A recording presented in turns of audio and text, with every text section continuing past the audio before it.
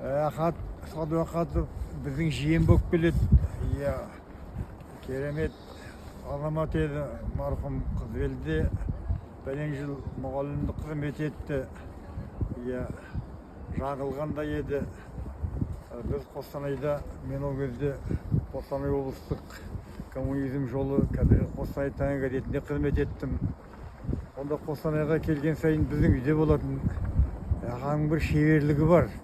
Жаңа плотниктік. Мен жаңағы ондай бір дүзу шеге қаға алмаймын.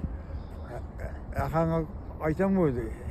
Аға, мынау кәдімгі мынау тақтай, мынау жонылған бір тақтайлар бар да. 5-ші этажда тұрамыз, Качубей көшесінде. Соған енді бұлай жаңағы төменде сандық тұрады, бір өзі не қойды, бір бөлек, шағындау бір қуыс қойды. Содан жоғары жағына кәдімгідей полкілермен сөйле жасап берді жаңағы.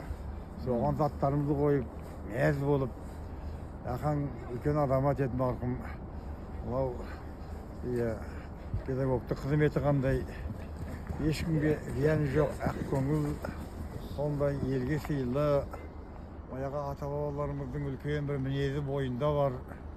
Маңайына жұғымды, туыстарға қадірлі, сондай азамат еді. Ұрпақ қалдырды соңында.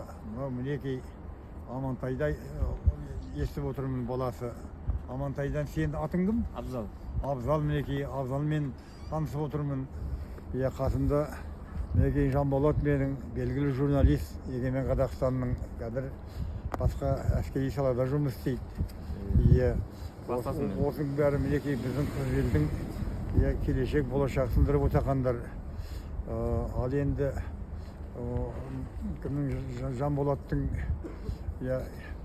үйіндегі біздің енді бізге келін болып келеді ғой.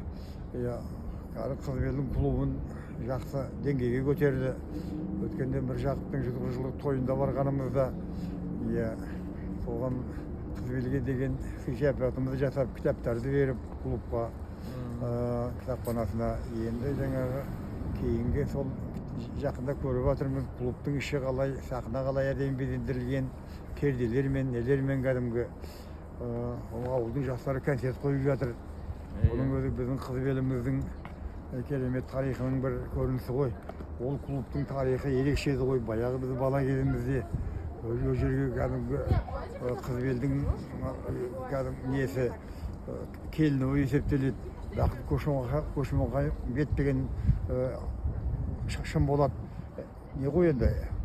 Әнші, оперный әнші. Соның әйелі Роза Жаманова, қыстыр халық әртісі. Сол келіп концерт қоятын. Баяғы Бибілдің концерті болған, Роза Бағланованың концерті болған тарихи клуб. Енді кейінгі жылдары әйтеуір жөндеуден өткізіліп, сыртыда ішіде дұрысталды. Ал енді баяғыда Мөлдір махаббат 66 жылдары Мөлдір махаббат спектаклін әкеп, Атагелді Смайылов деген режиссер, бір жағы актер, сол әкеліп қойды. Мұхтар Әуезов театрының несі спектаклі. Жаталынған спектакль ғой. Керемет болып, аншлагпен өтті. Соның бәрі біздің Қызбелдің тарихының тереңде жатқанын көрсетеді. Сол клубымыз мінекей енді қызмет етіп жатыр. Кітапхана қандай, мектеп қалай, мектептің ішінде де бірнеше жаңағы атаулы сөрелер бар. Менің Өзбек Қадихан деген ағамның кәдімгі өмірден өтерден 1 жыл, 2 жыл бұрын жаңағы өзінің жеке кітапханасын апарып сыйлады, жаңағы мектепке кітаптары тұр. Мектептің музейі жаңғырды.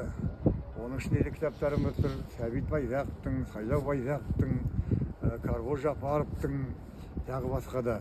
Мінекей биыл Қызбеліміз өзі жаңғырып қалып, теміржол жаңағы ішіне асфальт төселіп жатыр. Соның бәрі Міржақ Дулатұлының үлкен шапағат тиіп жатыр рухының.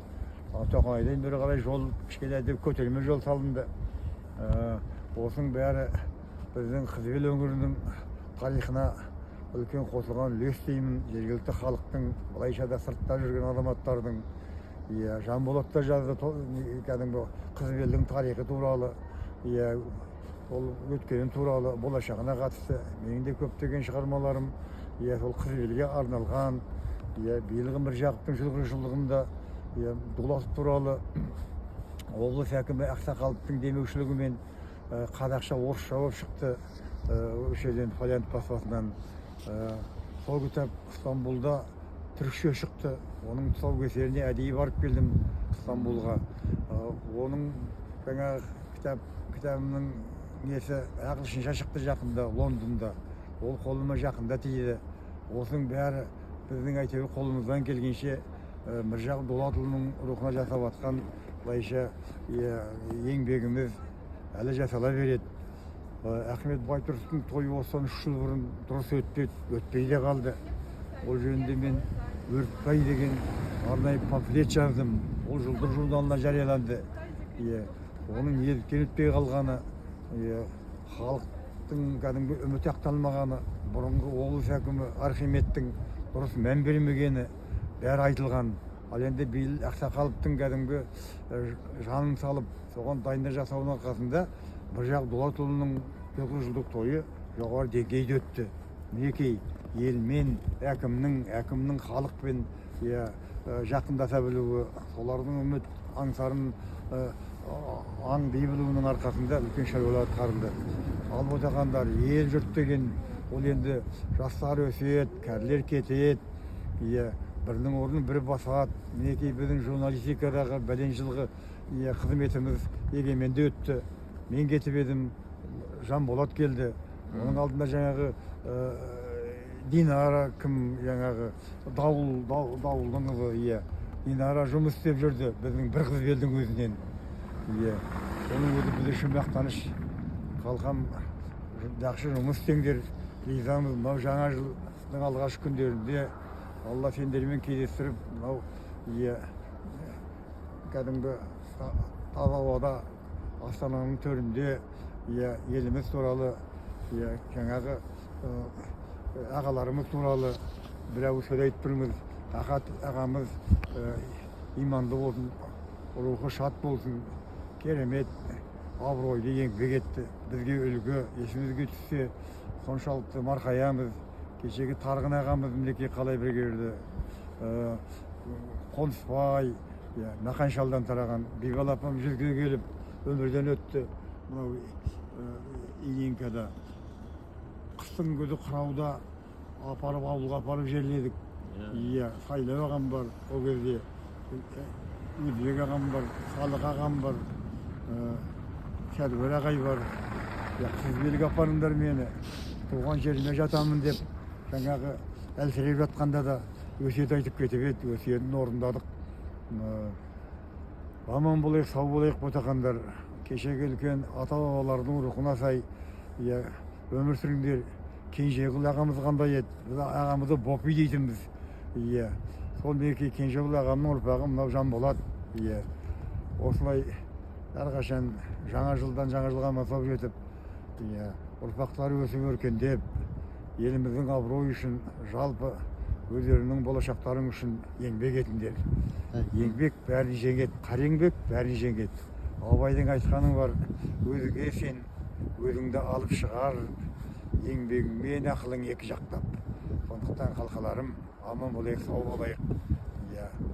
Әрқашан еліміз, Сарқопамыз аман болсын.